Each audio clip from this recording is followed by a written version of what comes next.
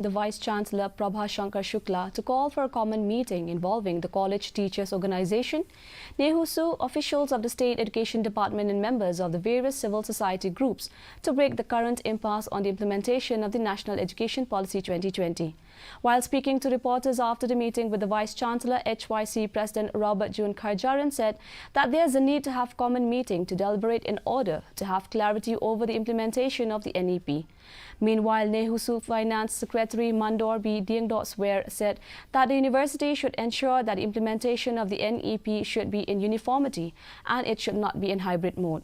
Meanwhile, Nehu Vice-Chancellor said that he does not have a problem to hold discussion with the various stakeholders, adding that he will be convening this meeting before the coming Independence Day celebration.